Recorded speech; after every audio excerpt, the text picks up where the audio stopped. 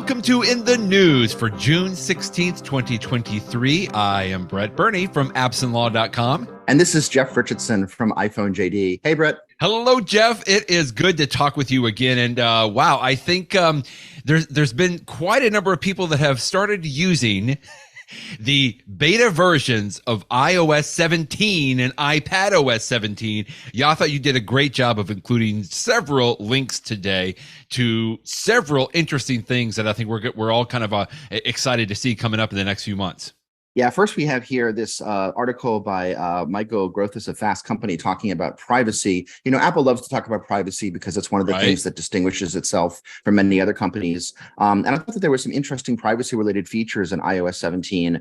One of them has to do with link tracking protection, which is something, you often notice that when you're using a web browser like Safari, and if you click on a link, maybe you're going to New York Times / and then the title of the article. But then at the very end of it, you'll see a whole bunch of other characters and numbers that are different for every person. And what it is it's a way for the website to see like some personal information about who you are. And some websites use that to sort of, match up the information it has about you and with something else. And so Apple has a way to automatically remove that, which is sort of interesting. And then another thing that Craig mentioned, I guess this counts as a privacy feature. I don't know. I've never had this happen to me, Brett, but have you ever happened where you've been in a public place and somebody that you don't even know tries to airdrop a picture to you? Has that ever happened to you? Because it's maybe never happened once to or me. Twice. Yeah, maybe once or twice. Happen in theory, and apparently sometimes people send you pictures that are perhaps a little bit too sensitive. Yeah, no, thank you.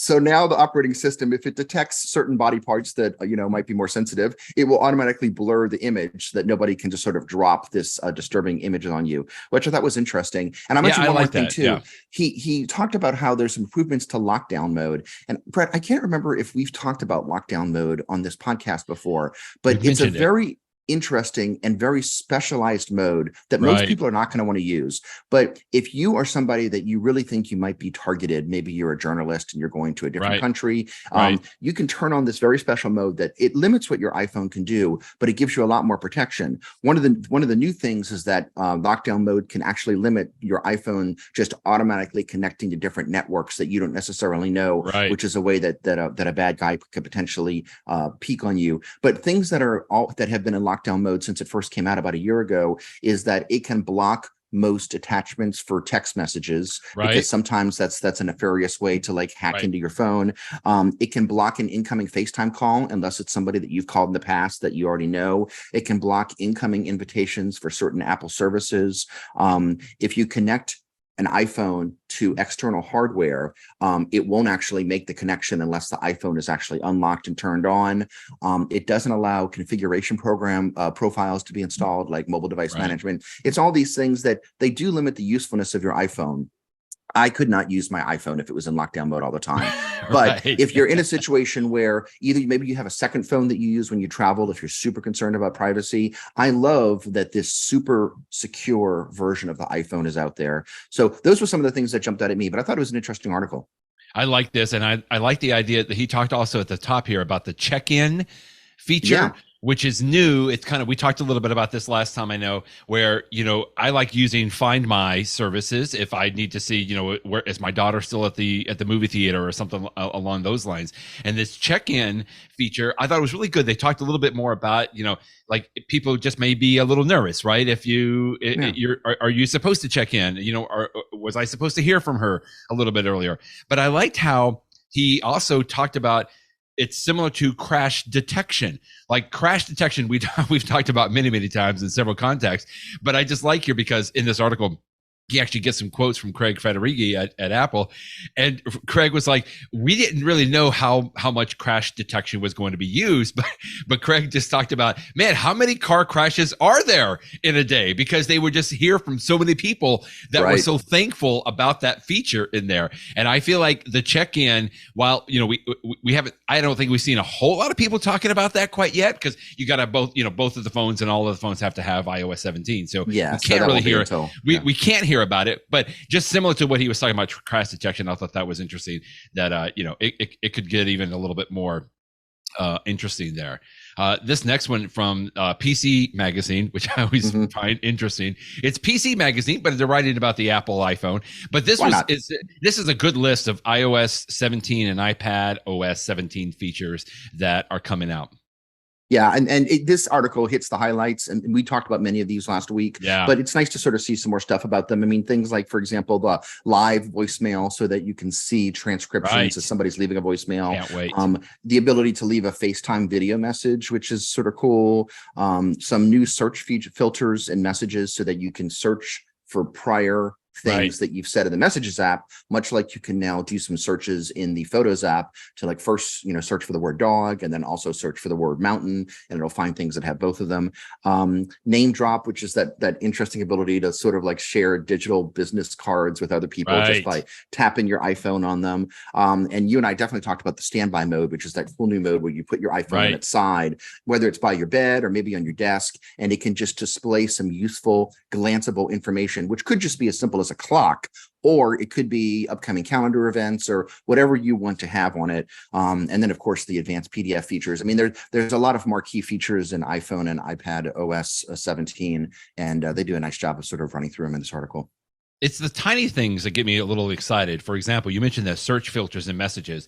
It strikes me. It just strikes me, Jeff, that, similar to, we've been using email for years and years and years, right? And that's like one of the first places that I would go to if, like, hey, I can't remember who did, what did they say, and I need to find that attachment or something like that. But almost even more so today, it's almost like, was that email or was that a text message? In other words, I'm glad that there's more options there for being able to search through the text message there. So good on that. And another tiny improvement, I'm glad that you linked to this. It's the small things that make me so happy, Jeff. This was Ed Hardy and Colton Mack talking about the improvements coming to the Files app in iPadOS 17, which is great. I thought Ed did a really good job here of just explaining, for a while now, you've been able to plug in a USB thumb drive into an iPad. And I love this because it just shows up. I can copy files back and forth, or even, I said a thumb drive, but it can be an external hard drive, anything like that. Right. But you only had the ability to access files and copy files on there, which is great. But now in iPadOS 17, apparently you can rename the thumb drive, which you could only do like on a computer otherwise before this, or you can delete or erase information on this. So I don't know, just little tiny things, but man, nice improvements there on that. And, this article is a good example of, the first two that we talked about were the big features, the marquee features. Right. But now that people have the beta in their hands, they're starting to find these little features that Apple either didn't talk about at all, or if they did, it was such a tiny thing that I didn't remember it. But now that people are using it, they're like, oh yeah, look at this. This is something new. And that's what I sort of love about the stage that we're at now for the summer. Yes. All throughout this summer, as people are using the betas and as Apple adds more features to the beta throughout the summer, you're going to start to see these sorts of articles. It's like, wow, you can suddenly do such and such, which is pretty cool. Another one you link to here, iOS 17 lets you undo passcode changes within 72 hours. That's a little interesting. I can't get my head wrapped around this all the way, but a little interesting tidbit here. Yeah, and another feature I did not hear mentioned at all last week. This was brand new to me. It's also one that I did not know was a problem. But I tell you this, Apple, from what I understand, Apple frequently has people that show up at an Apple store, and maybe they're, people that are not terribly sophisticated iPhone users, right. But they say, uh-oh, I did blank. So Apple knows what those big problems are. And given the fact that this feature came out, my guess is that Apple has seen a lot of people that come in and say, gosh, I changed my iPhone password the other day, and now I can't remember what it was. And although that might sound a little silly to you and I guess I could see how someone would do that. Yeah, and it's like, sure, I remember what the one was before because I used that one for a year, but I just can't remember the brand new one. And so now you've got this 72-hour grace period that you can go back. So it's an interesting feature that I did not know there was a demand for. And I did know that you can disable it. So like maybe if you're changing your passcode for a good reason, because you know that somebody else has learned what your passcode is because they saw it over your shoulder or something like that. Right. And so you want to change it and make sure the old one never works, you can certainly do that as well. But I guess there's a demand for this if Apple put it in there. It's fascinating to me. That was very helpful the way you explained that, Jeff. Thank you. Here's another tiny tidbit that I predict you are excited about. iOS 17 adds interactive widgets for the Home app. You can do it right on the screen there, the lock screen even. I am. And, literally like 2 or 3 days ago, my wife came up to me and she said, you know all this HomeKit stuff. How can I make it that I can put a widget on my home screen to just turn a light on and off? And I said, well, you know what? You can't do that yet. But in a few months, you will be able to do it. My wife is just now installing widgets on her iPhone, which even though they've been out for a while, but she's finally listened to me say, okay. hey, look at all the cool things you can do. And I tell you what, Brett, she has like her iPad screen, just like mine, is all these widgets. Looks really cool.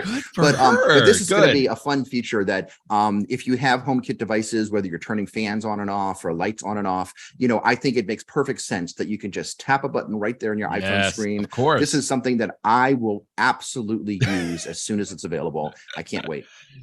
One other little tidbit here, which I think is great.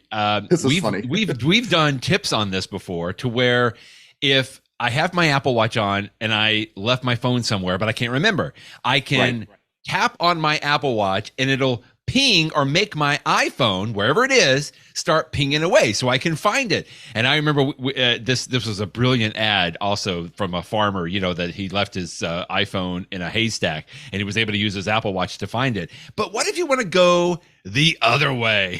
What if you have your phone, but you need to find your watch? Well, thanks, Apple, for solving this dilemma for us. Yeah, it makes perfect sense that the future would work both ways. So why not add it to iOS 17? It's not something I've ever thought of before, because for me, I put my Apple Watch on in the morning and it stays on my wrist all day long. Of course. So I don't even think about, losing my Apple Watch. But I guess if you don't work the same way and you can't remember where you put it down, this feature is funny though, because between, with four of us in my household that have Apple, have iPhones, invariably, every couple of weeks, you will just hear a phone pinging somewhere at my house. And we all know that it's because somebody else is looking for it. And it's funny because, my daughter might say, it's here upstairs, or she doesn't even know who's pinging. She just hears the sound and know that someone's looking for it and let us know it's here in the study or wherever it is. So I'm glad that Apple's expanding this feature. Good stories on what's coming up in iOS 17 and iPadOS 17. There will be more to come for sure. But let's move on to the other big story that we covered a couple of weeks ago, right? Or maybe it was last week in a couple of sessions we did. How about the Vision Pro from Apple, which it turns out, thanks to Stephen for covering this, was not the first Vision product from Apple. I love this little walk down memory lane. Yeah, I've been using Apple products since my initial Mac Plus in the 1980s. So when Apple first came out with the name Apple Vision Pro, my first reaction was, well, that's a pretty good name for a headset. I actually liked it. I liked it better than some of the other rumors that were out there. But my second thought was, just those first two words, Apple Vision. Apple Vision. Gosh, that rings a bell to me. Now I know why it rings a bell. It rings a bell because in the 1990s, for a short period of time, Apple had a range of monitors. Of course, back then they were the big honky CRT monitors, but they had some monitors that had built-in speakers to them, and Apple called some of them the Apple Audio Vision or Apple Vision monitors. So the Vision was a word that's been in the Apple vernacular in the past, and so they sort of pulled that one off the shelf to use it again. It's funny to look at these old ads, Brett, because they have that. Is it the Apple Garamond font, that sort of thin? I mean, even though Apple hasn't used that font in so long, when I look at that font, I don't need to know anything else about the ad. I know it's an Apple ad. You know it's Apple. Absolutely. Right. Just because that's what they used in the 80s and the 90s and maybe even longer. So anyway, this article was a fun walk down memory lane. Let's get to the actual Vision Pro. Yes, indeed.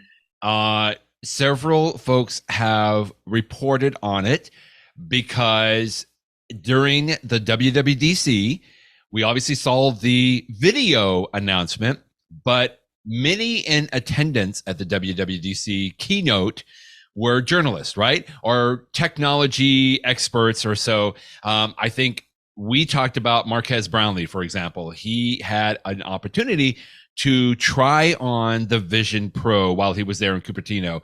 And now we've heard from several additional folks that had an opportunity. And boy, this sounds like it was very set up, right? It was very rigid. Very controlled, yes. Very controlled on exactly how Apple wanted these individuals to interact and to experience the Vision Pro. But several good things. I think you linked to this first article I'm showing here that, number one, things that we didn't see. We didn't see Tim Cook actually wear a Vision Pro, either on stage or in video or anything like that. Nor did, I don't think, any of the other Apple executives have one on. And this is a story from Andrew Cunningham at Ars Technica, just kind of reporting like that was probably by design. Interesting. Yeah, there's no way that was accidental.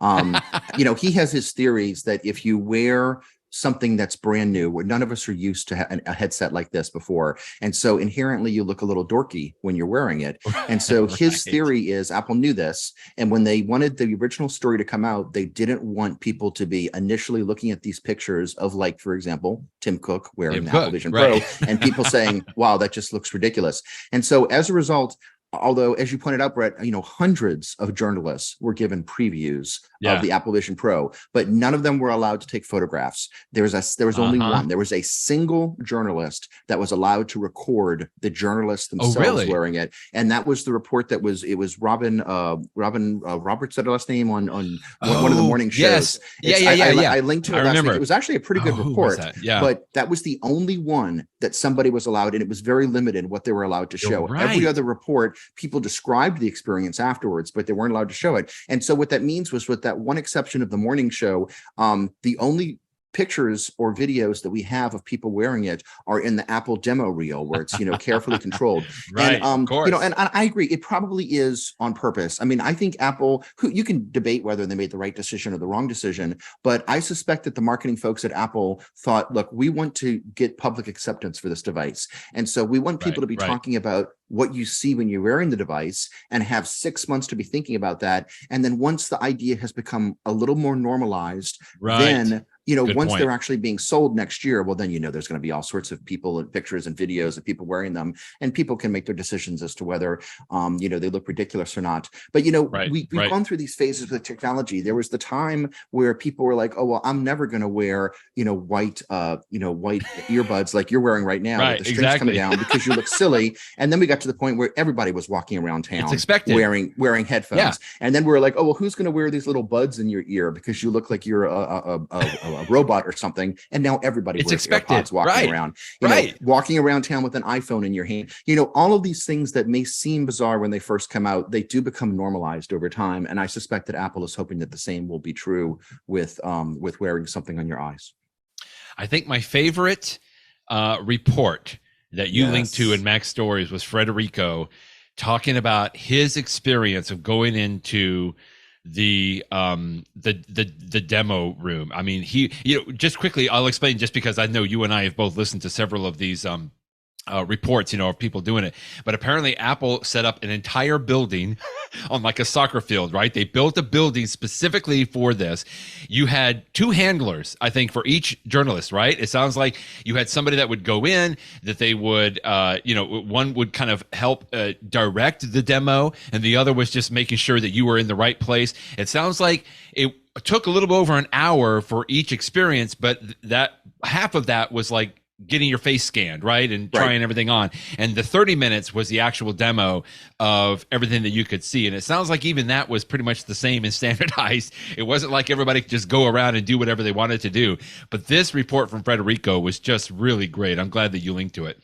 Yeah, when you read a bunch of these reports, many of them start to sound the same, because they were all run through the exact same demo in the exact same order. So what becomes interesting is when people sort of have time to think about it and provide a little more insight. And this article from Federico does a great job. I mean, for example, he starts out by, anyone listening to this who watched the show Mad Men, which was such a great show, there is this, I mean, one of the best scenes of what is one of the best shows on TV was when Don Draper talks about the carousel, which was the device that was a real device, and that you would show slides from, I guess it was from Polaroid. And when he was trying to come up with the marketing idea for it, he's Kodak. Like, oh, it's not just a way, Kodak, excuse me, the Kodak carousel. It's not just a way to show pictures on a screen. It's a way to show memories and to share them with people. And he has a video clip of this, of 30 seconds from the Mad Men show where Don Draper describes it. And I remember watching the show, and after you listen to that, you're like, oh my God, that's the most effective ad. Even though this is a TV show, this is the most effective ad of all time. And of course, it is based on real life. And I love that I never would have occurred to me to put that in here, because one of the most controversial parts of the demo last week was when people saw a recreation of a father watching his daughter blow out the candles in a birthday cake, because people said, you know, you are going to be a totally dorky dad if instead of watching your daughter blow out the candles, you're wearing this thing on your face. You know, and much like people used to criticize, why are you taking video as opposed to just experiencing the moment? But if you put aside that issue about whether or not you're in the moment when you're wearing this on your face, because I'm not taking an opinion on that. Maybe they're right. But I will say that the people that have worn this to then watch the video subsequently, which is of course what the folks did, they have said that because it's a 3D video, which is something we've never really seen before except for like 3D movies, it made the memory so lifelike that you really felt like you were there. It's almost like if you look at a black and white photo of something from them and then you look at a color photo, you're like, wow, the color photo has this whole new dimension of life. And I have a sense from the people that have watched it that watching a 3D video adds life to a memory in a way that can bring people to tears. And so he does a great job of describing why just this one feature of Apple Vision could be transformative. I almost get goosebumps hearing you talk about it, and we're in Federico. And Federico even admits, like, that sounds a little silly, but just the way he's describing it and the way you're talking about it too, Jeff, I'm like, that could be so incredibly powerful. Yeah. And he also talks about the idea of, you know, spatial computing, which you and I have talked about last week as well, that Apple's saying this is not just a headset. It's a new way of computing. It's a way that, you know, computing is no longer just a flat screen in front of you, whether it's an iPad that you're holding in your hand or whether it's a computer screen. But computing is instead all around you, every direction that you look. You know, none of us have experienced that before. And Federico did a great job of describing how this is something new. And so, you know, it remains to be, you know, is this going to be successful at the end of the day? Are people going to actually buy this? You know, we'll have to see. But enough people like Federico have written articles like this talking about how transformative the device is that I really do think Apple has come up with something different. This is not just more of the same thing. Definitely. I think this is really a very, very different type of product. You can argue that the Apple Watch, as useful as it is maybe just like a little accessory to your iPhone. It's just like a little glance into what's going on the iPhone. But I don't get the sense that this is just an accessory to your iPhone or your iPad. I think this is something different. Now, we'll have to see whether people want the something different. Maybe this is something people are not going to buy. I don't know. I'm ready. I really think Apple's got something here. And this article does a great job of explaining that. I think this, more than anything else that I've read or watched, Jeff, is hearing Federico talk about it. First of all, simply because he has done so much in-depth work, you know, from like an iPad and multitasking on the iPad. And so hearing him talk about how you can use this, you know, first of all, it was just that emotional component there, right? And videos and memories, et cetera. But then from a productivity standpoint, exactly what you talked about, just to be able to bring all of that together in sort of like a different environment, I'm even more sold than it. I mean, he's even talking about like stretching out, you know, the windows and how he was doing it. And I love this. I hadn't even seen this, that he kind of, I guess it must be on the web somewhere, but we talked about tapping with your hands, right? And scrolling, but I didn't know like there's a zoom capacity with using two hands and rotate. I mean, just little things like that I thought was great. The other thing quickly that jumps out at me, not just from Federico's piece, but you also linked to a podcast called Cortex with Mike Hurley, which does a great job too. He does a good job of explaining this. But everybody I've listened to and read, Jeff, has talked about the quality of the video because I think they're comparing it to the Oculus and others that have been out there in the sense that you put that on, you know immediately that you are in a rendered environment, a fake environment, if you will, a digital environment. And when you put on the Vision Pro, it's not totally realistic. You can tell you're in, but the video quality, everybody has just said, is just phenomenal. Like, it's just amazing. The other thing quickly that also I get from everybody is the eye tracking, Jeff. Like, everybody has said, in fact, I think in this podcast, Mike Hurley was just talking about, he goes, I didn't even know my eyes could be that precise. Like, correct. It's literally tracking your eyes so that when you land on an app that you want to click into, it was so precise. Like, you're not like kind of, you know, moving your head or anything, just your eyes alone. Those were things that got me excited too. Yeah. So, I mean, two things I recommend. I mean, if you're listening to this podcast and you want to listen to one more, Mike Curley's podcast Right. episode on Cortex is worth listening to. And if you want to read something, the Federico Viticci article in Mac Stories, both of them do a nice job of going one step beyond what a lot of the other reviewers did. Yes, they tell you what Apple showed them, but they also go the next step and explain the significance of it and how it affected them. And if you read and listen to those two things, I think you'll at least understand that what Apple is trying to do and why it really is something special. Still on this, just real quick, we talked about, when you put on the headset, you're not looking through anything. You are looking at two 4K screens, one for each eye.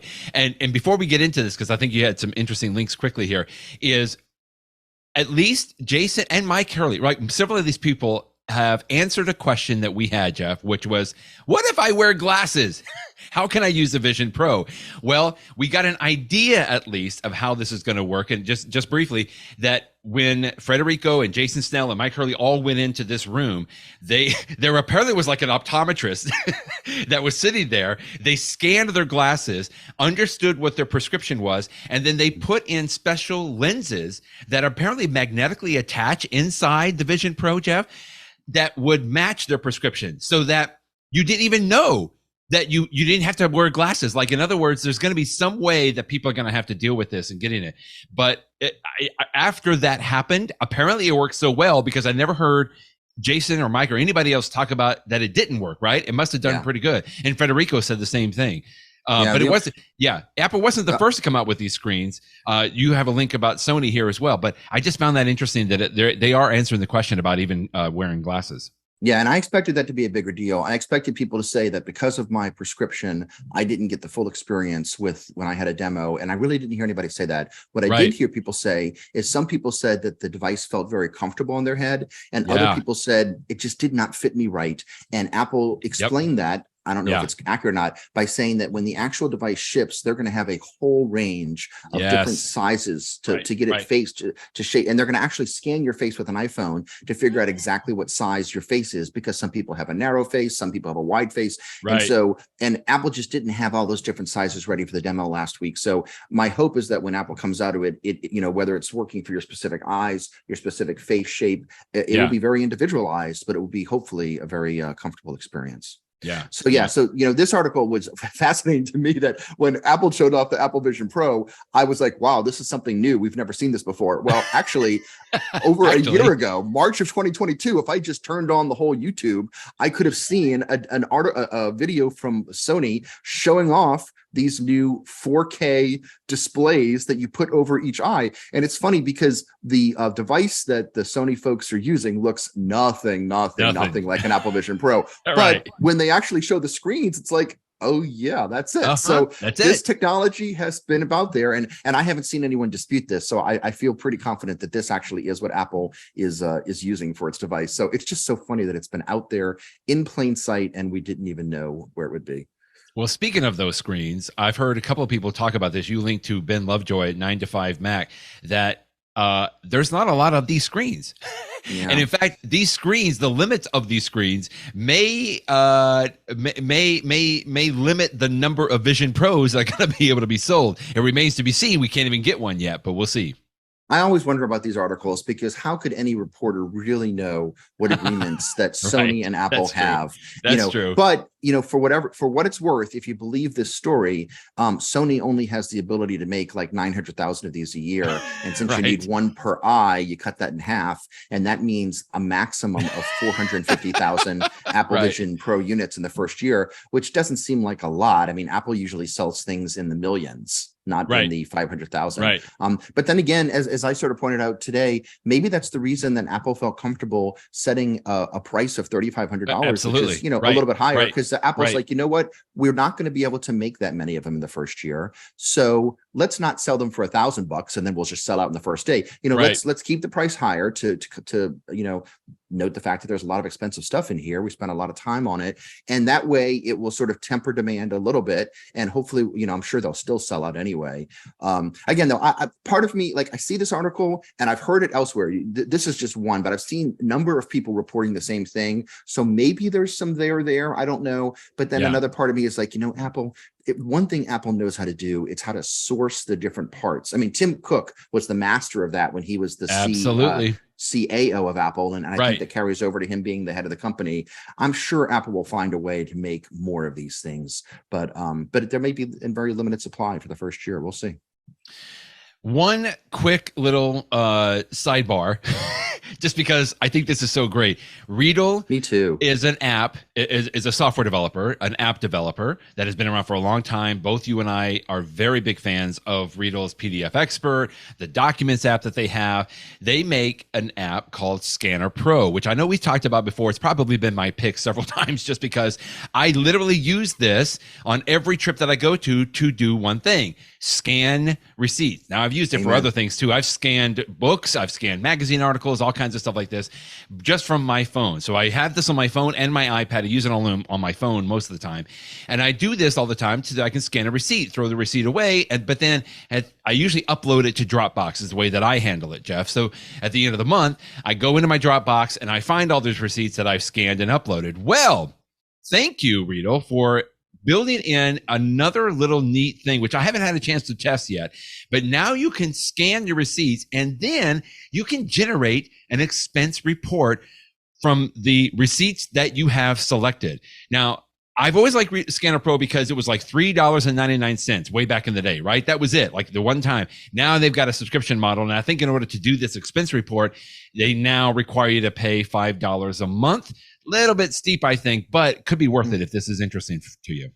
I had missed that it costs that much, so that's interesting. But I do think it makes sense that if the app is already scanning a receipt, and since the app already has OCR to read the numbers on the receipt, why not make it smart enough to be able to pull out the total price, the name of the vendor, and then once you have that data, you could just go ahead and put it into a report. So I don't mean to say that this is simple. I'm sure it required frankly, some artificial intelligence to sort of figure out how to do this. But since, like you said, Brett, so many people use this app to scan receipts anyway, why not go the extra step? So bravo for coming out with this new feature. I like it. All right, so that was our quick little diversion away from all the updates. Now we're going to get back. Just at the very end here, we want to talk about quickly the Apple TV. Wasn't really addressed a whole lot at the keynote, right? It was kind of thrown into like this kind of smorgasbord of like audio and video updates on here. But I like this article you linked to from Zac Hall. Setting up your next Apple TV could be a little bit easier. I like that. Apparently, we're going to have some additional options for different profiles, right, on the Apple TV. Exactly. And the only real Apple TV thing we talked about last week was the idea that you can use your iPhone with your Apple TV as a video camera for FaceTime calls. I'm excited for that. And that was the one thing that Apple pressed. But it's nice to see that there's actually more coming to the Apple TV. And so, for example, when you're first setting up an Apple TV, you'll be able to transfer a lot of your settings from your iPhone or iPad directly to the Apple TV, to save you the trouble of typing them all in again, which I think makes perfect sense. And then another nice feature is that if you have two Apple TVs, you can transfer your home screen on one device to another device. And we have that in my house. I mean, we have our nice Apple TV 4K downstairs, but my older one, I just connected it to a TV upstairs. And whenever I use the upstairs one, which I don't use very often, but when I do, like, things are in different places, and it's just my brain knows what the downstairs one, how it's set up. And so I'm actually going to turn on this feature when it comes out. So that way I have the same experience wherever I am. And then another thing that you'll be able to do is change screensavers too. Don't get me wrong, I love Apple TV screensavers with those incredible drone shots of fascinating cities and nature and space and everything else. They are just amazing. But if you want something different, you'll now be able to change it. So, for example, if you want to have like some of your photo memories be a screensaver, well, that'd be pretty cool too, to see pictures of your kids and your family and friends over the years. So it's nice that Apple gives you the ability to change it up. Now, when you have your Apple TV, the actual hardware, then you'll hopefully get the Apple TV Plus service, which you and I are big fans. They just keep coming out. And now, you linked to a story from Ed Hardy that kind of confirms what I think we already knew, that Apple is doing a really good job with the content that they're putting on there. In fact, it's even more highly rated than now just Max, not HBO Max, or even Netflix even. And that this doesn't surprise me at all. And I feel like Apple is just really hitting some home runs with the content, all the shows that obviously we've been talking about over all the years. Yeah, the source of the data is this company Just Watch, which is something that you can use for like figuring out where to go for streaming stuff. And so, I always, whenever you look at surveys and graphs and statistics, you're always like, you can probably view things in a number of different ways. I have a little bit of a, you can make up anything with graphs. But having said that, this graph says that if you look at all the different shows on the platform and what the average rating of them is, then Apple TV is number one. They're the best. And the reason for that, I think, is Apple TV just doesn't have the junk on. I mean, this is a graph that I actually agree with, because if you look at Netflix has some of my favorite shows, but then there's a lot of just total crap on Netflix. That's who and the world. I mean, that's of course, true. One person's crap is another person's. So I mean, everybody has a different perspective, perhaps. But Apple TV doesn't have a lot of stuff, but what it has is good. I mean, not that there aren't shows on Apple TV that I don't think are of the same caliber as others. It's absolutely true. But as a general rule, if it's an Apple TV Plus show, I'm going to give it the benefit of the doubt as being pretty good. Agreed. And most of the time, that's actually correct. So, and I think that this is totally purposeful. I think this was Apple's plan from day one. Definitely. When the service came out, Brett, and you and I said like there was only 4 shows. We sort of laughed at that. I think Apple knew that. They said, just give us time. We're going to build it up slowly. But a few years from now, we're going to have this service that's going to have, I don't even know what the number is, hundreds of shows, but those hundreds of shows are going to be pretty good shows. Yeah. And they're going to be memorable. I mean, just Ted Lasso alone. Right. But you even just, we've talked about, what is the Slow Horses? That's a fantastic show on there. So many good shows. For All Mankind, Severance. I mean, it just keeps racking up, and that they're already recording several more. In Silo, I haven't started Silo, so no spoilers, but I know I want to watch it, and I think you linked to the You'll fact enjoy that, it. Yeah, that they just renewed that for another season on there as well. All right, in the know. So, a little background on this quickly. My daughter, in fact, we're taking her to a college preview weekend right after we finish here. So she's going to college. So we just had graduation parties and everything. And one of the things she wanted to get for herself, as a graduation present, this is a biggie though. She wanted the AirPods Max. Now she already had like the AirPods Pro. I think it was one of my older versions, but she wanted the over-the-ear AirPods Max. When she works out, like sometimes the AirPods would fall out of her ear. So I warned her about this, in the sense of, don't go to the Apple Store and try it on, because if you do, then that's going to be the only, because she was looking at maybe not the Beats. It was like Sony's, I think, that has the noise canceling. I said, my daughter, I have not gone and tried them on, because I know if I do, then I'm going to be about $500 lighter. Well, she didn't listen to me. She went to the Apple Store, she tried them on, and now they're really beautiful. So I came back from a trip yesterday and she was waiting for me, and sure enough, she let me try them, and that was a mistake, Jeff. They are fantastic. I mean, first of all, I use my AirPods Pro almost all the time, exactly what you just were referring to. I was in Chicago, urban city, lots of noise, and the train. I mean, I just put my AirPods Pro on because I want to lessen the noise outside, right? So I leave them in just walking around, and I'm not the only one. Everybody does it. So I tried these on, and boy, I thought the AirPods Pro did a good job of noise cancellation, and they do. But having the over-the-ear experience, I might have to get it. So anyway, this is my gadget for the day. This isn't anything brand new, although interestingly, first of all, it really wasn't, I don't think it was addressed at all at WWDC, maybe in some of the other sessions, but it was certainly not in the keynote. Like, I don't know if they're coming out with a version 2 or what. So I found that to be a little bit interesting. And then the second thing quickly is, I've heard Mike Hurley and at least one other person talk about, if you go and try on the AirPods Max, just the way that it's designed, the way that it fits, the materials that are used, it was very similar, they said, to the way that it felt putting the Vision Pro on their heads. And I just found that to be interesting, because the AirPods Max is an amazing piece of engineering. Just the headband on the top, which, by the way, a lot of the reviewers of Vision Pro said there is an over the head headband, which Apple only showed, I think, once or twice in the actual video keynotes there. But anyway, so that's my pick. AirPods Max. don't go and try them on unless you might be committed to walking out with them, because they really are that good. And I just had never had an opportunity to do that yet. So that's my pick for the day, Jeff. I have tried them on. The noise cancellation is better. In fact, as I'm speaking right now, there's some lawn equipment being used outside. Hopefully you can't hear it through my mic, but if I had my AirPod Max on, I would not be able to hear them. You would not be able to hear it. AirPods Pro do a pretty good job of blocking external noise. AirPods Max do a better job. AirPods Max sound better. I have tried them a number of times. In fact, every time I go to an Apple store, I always put them on my head just to listen to them. I have never actually made the purchase, but I've thought about it. And you thought about it. What you said about the comparison between the AirPods Max and the Apple Vision Pro, I think is brilliant, because there really is. Both of them are these devices that you put on your head. They feel good. It's incredible Apple design. They're expensive. Again, another similarity between the two of them.